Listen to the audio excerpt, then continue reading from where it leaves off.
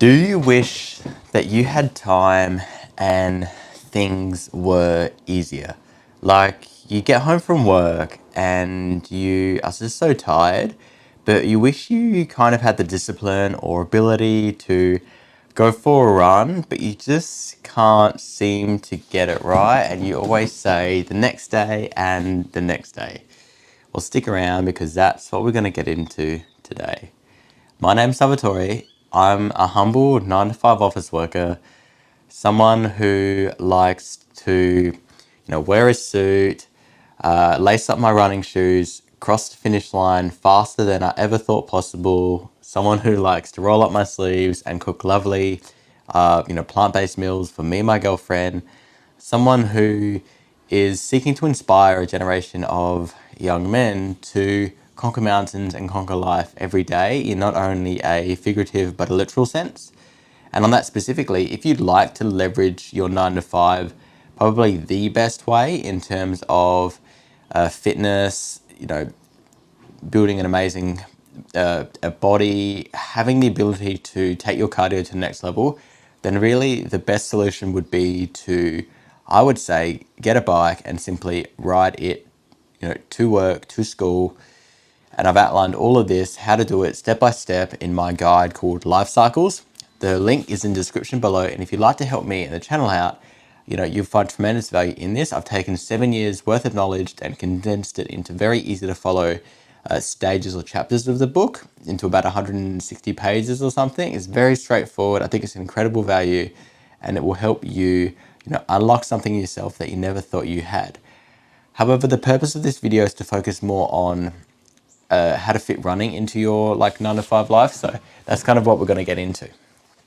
So in terms of how to do this, I kind of alluded at the start that after work, you kind of feel quite tired and you're kind of hungry and you're not really feeling the energy and the excitement to go for a run. Well, see, that's the thing. You need to kind of shift your mentality. And once I realized this one thing, it really helped me to make running a lot easier. It kind of took the mysticism out and made it easier to actually build that routine. Because you see, the thing is, you might finish work at varying different times of the day, which is really difficult because then you have less motivation, or you might have more motivation one day to go for a run, or you might be more hungry or less hungry. So it's a bit all over the place. What I find is really helpful is to simply run first thing in the morning. Now, by doing this, running first thing in the morning, you are basically telling your brain, your blood to wake up. You're pumping yourself full of that feel-good emotion. Because the thing is, when we wake up in the morning, all of us feel groggy, we feel sleepy. But that's simply because we haven't really had a chance to, get our blood moving and kind of get the brain going. So we're kind of groggy anyways. So why not leverage that in terms of being able to wake up? So that's kind of like the biggest aha moment. And because of that, I've literally been able to build so much more consistency in almost 2 years worth now of running. And I would probably credit all of that to the fact that I simply run before work. Now, there have been maybe 1 or 2 times where I've actually ran after work, and that was when I was working from home. But aside from that, normally I just find it so much easier to run first thing in the morning. You've got something done, you feel accomplished. It's like conquering that mountain, and then the rest of the day will be easier because you're kind of pushing yourself to do something. If I was to say go for a run, it's kind of a bit vague.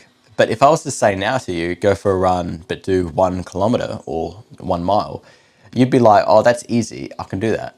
Well, that's good. Because the thing is, we want to start slow and we want to build consistency. We want to be humble. We want to start from somewhere that's quite reasonable. And see, when you first do your first kilometer, it will take about 6 to 8 minutes, depending on where your fitness level is, maybe 9 minutes. But that's a good thing because effectively it just means that you need 10 minutes in the morning to go and do a run, which is fantastic because it's really easy to set up. So you don't really have to wake up that much earlier. You can kind of have the benefit of doing exercise, but not necessarily doing a big distance. But we're building kind of the muscle of our discipline. Because you might think, oh, well, this is beneath me, at 1 kilometer, I want to go out and do 5. Yeah, fair enough, but you haven't really conditioned your body for that. And it's going to be more of a shock to the system. Yes, it will feel good, don't get me wrong. But I think if you're watching this and you haven't really ran before, it's better to kind of start slower.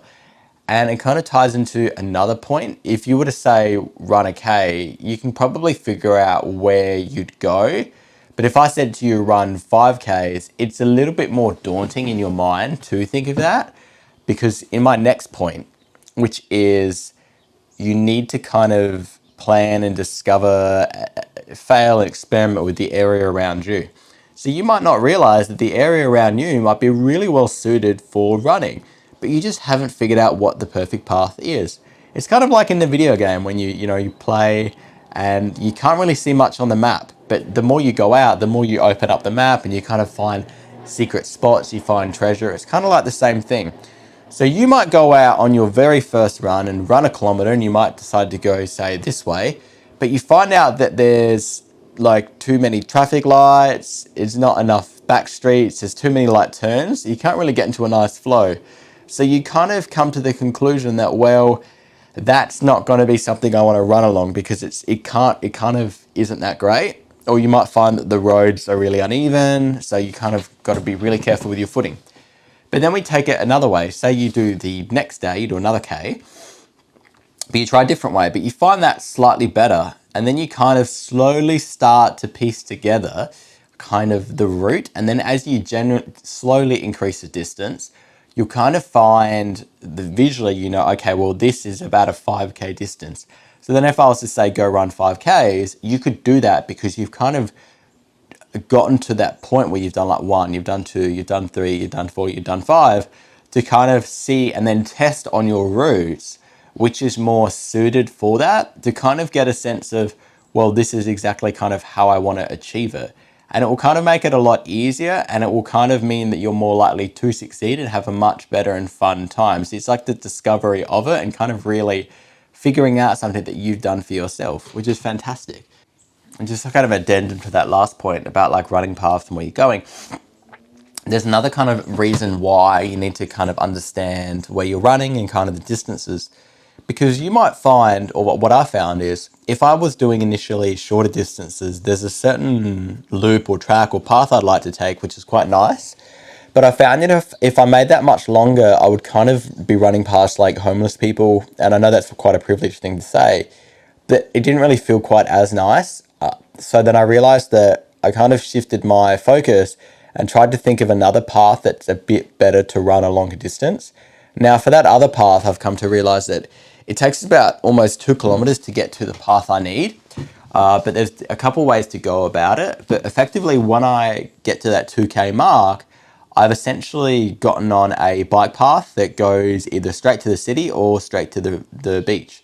Now, the beautiful thing about that path is because it's so long, you can really do up to, say, probably, because from my place to the beach is about, I think it's about 10Ks. So you can kind of do basically a half marathon, or if you kind of go crazy, you can do almost a full marathon just going laps around this path because it's 12Ks from city to beach. So which is really interesting. So that's kind of something exciting that you could go about.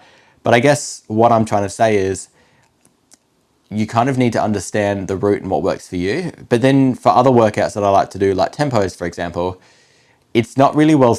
I find tempos are best when I do a loop of a certain track that's almost a kilometer. So visually, I kind of can see everything, and everything's quite the same, which sounds boring, but it helps me lock in and focus. But if I had to kind of turn and think more, and it would kind of disrupt from the flow of what I'm trying to achieve and push myself to another level.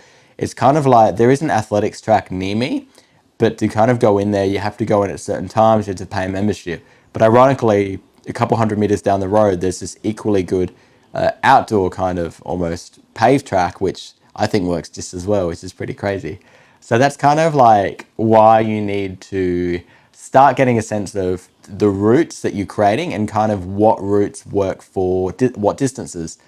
So as you kind of find that you increase your distances and you're trying to do different type of runs, you might notice that certain routes on your map that you've discovered are more suited than other spots to go. Now, I'd say that when starting out, it is pretty daunting. And if you're kind of like me and say you might find it hard to get consistent at the beginning, I find it really helpful to listen to music. It kind of helps you to relax. And if you're someone like me who's a bit of a nerd, I found that listening to video game music or music I would play when I played video games as a kid really helped to relax me and kind of get me feeling like I'm just playing video games, even though I'm outside in nature and running.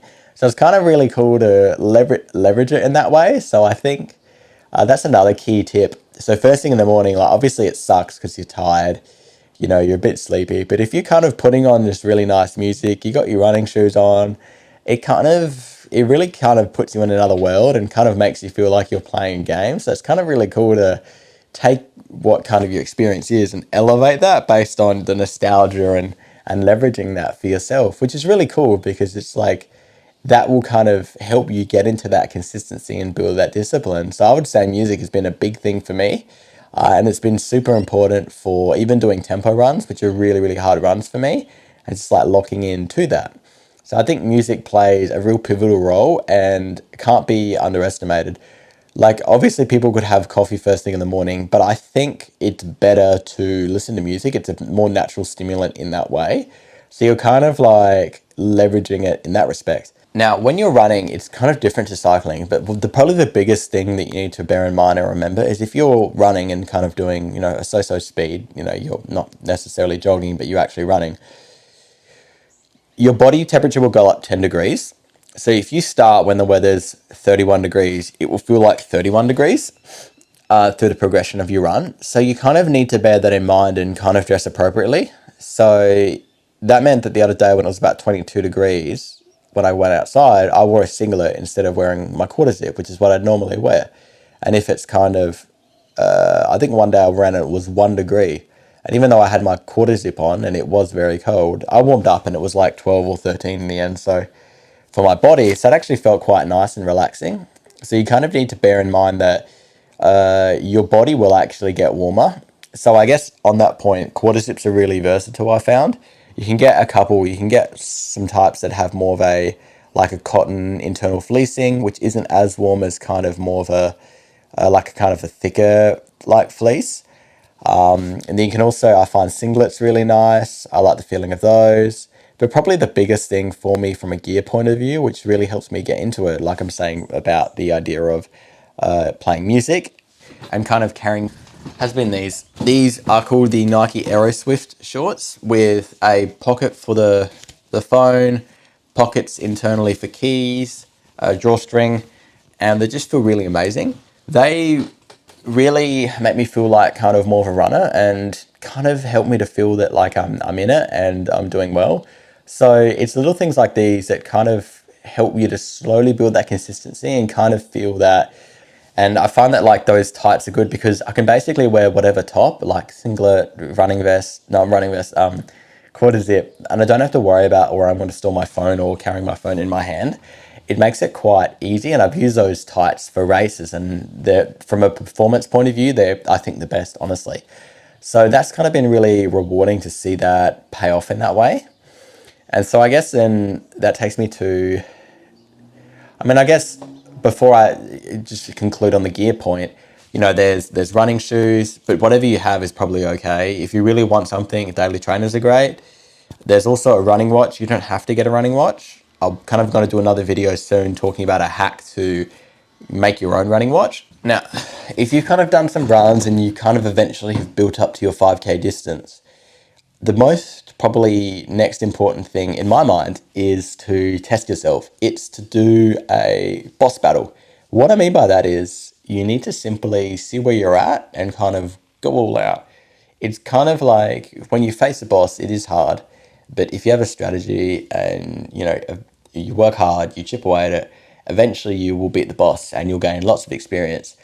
Well, that's kind of the point of, say, running races. And that's kind of the benefit of them. But did you know locally there's one pretty close by you every Saturday at 8 a.m.? It's called Park Run and it's free. So it's really easy to get involved in and I really, really recommend it. It kind of, there's other people that run pretty fast too. So you can probably find someone that's a similar pace and kind of follow them. The competitive spirit of it will push you to get to another level. So you'll find that's really rewarding going through the whole process of the run itself. So, and then when you kind of finish it, you'll know where you actually are, and you might find that all your other runs become faster from this, and that you kind of have a benchmark of, well, where you're currently at. You might be, for your first 5K, you might be 26K at 26 minutes. So then you're like, okay, well, I need to get under 25. And then kind of as you start training, you can kind of start to see that number go down, and it's really rewarding. So I guess as much as I could say, like you'd want to like hold off on doing it, I think as soon as you can get to the distance of running about a 5K, it's worth doing because you need to kind of start somewhere. And it's really inspiring and motivating for others and yourself just to kind of see how far you've come.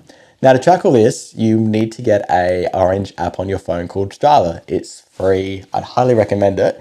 So I guess starting all of this, you need to have Strava because you simply hit record and then it starts your run. Now, if you've got a Facebook account or Google, you can use that. You don't have to have, you can have it on private, so only people that follow you can see where you run. So if you're kind of more not wanting to share that type of information, I completely understand and empathize. So you have that customization. So I would recommend that. And kind of this gets me to the next point, which is probably something you've probably been wondering about. Food. What do I eat? I'm hungry. How do I get over that? Well, see, the thing is, for a running point of view, food preparation and kind of starts the night before. Now, what do I mean by this? See, running's a very interesting thing. Like cycling, unlike cycling, for cycling you can kind of eat a big meal, then get on the bike and it's fine. Running's a bit different. If you eat a big meal, you're going to have a stitch, and it's just not going to feel right as you're running and the food's bouncing around and blood's diverted from your body to your gut. It's more heavy. So what I actually recommend is that you have a high carbohydrate, low fat meal the night before, preferably vegan. And that will effectively allow your body to, now I talk about carbohydrates, there's a reason for this. Carbohydrates are the only way to basically top up your glycogen stores in your muscles. Now, glucose is stored as glycogen in the muscles, and when you do exercise and running, that gets released into the bloodstream, which gives you energy. So that's kind of where you feel that you can actually, have the energy to do stuff, right? So that's kind of like the point of that, and that can only be filled or restored, so to speak, through eating carbohydrates, not through eating protein and not through eating fats. So you'll kind of find that by doing so the night before and having a big meal, your glycogen stores should be completely topped up. Now, they might have dwindled a little bit and you might be feeling a little bit kind of wanting a top up in the morning, but you're not quite sure what to have. I'd recommend this. It's about 2 kilos. It's called a hydration electrolyte. And this is really good for running. I have about a scoop of this with some cold water in the morning. And I find it's not too heavy for my body. It doesn't give me a stitch. And I can go and do my workouts. I can do my hard workouts, my easy workouts, running wise, and it seems fine. I think that's about $71, $72 at the moment for 2 kilos. I'd recommend it, and it just makes it running a bit easier. Once you find that you are not only eating the night before, really nice, big, rich meal in terms of carbohydrates, you're having this in the morning, you'll kind of find that you have not only extra energy, but you just feel that the run is easier because simply you have the energy that you need for the run. Now, you might be thinking, Salvatore, this is a bit silly because if I'm going to go run a 1K the next day, why do I need to have all this food? It's a valid point. I do understand that. But I guess what I'm trying to get you into is you need to build a habit of eating properly and fueling yourself correctly. Because when you do increase that distance, you want the discipline and habits that you formed earlier on to kind of filter through already. It's kind of like the wax on, wax off principle. You kind of have to do it to kind of build the practice and repetition and memory so that when you do increase the distance or say you do a race, you kind of have the energy that you need from the practices that you've developed, so to speak. So that's kind of where it kind of comes together in that way. You need to run, or for me, you need to run first thing in the morning. It helps if you've got a 9 to 5 because while you can't control when you'll finish work, you can control, generally people start around the same time every day. So if that's the case, why not then start the run first thing in the morning so you get that out of the way. So you don't have to worry about it and that you just feel that you've got more energy for work. Start with a K, build up, try different spots, try to find something that works for you. And as you increase that distance, think, was this a good route I ran? Was it not? You can go on Strava and also check out or Google Maps areas people run. And on that point, please get Strava as soon as possible. Start tracking your progress, and you'll start to see how much gains you're making, and it will kind of fuel you to keep running and running and running. As for gear, quarter zips are great. Running tights with pockets are phenomenal. You know, a running watch. I'll kind of do a video on gear soon.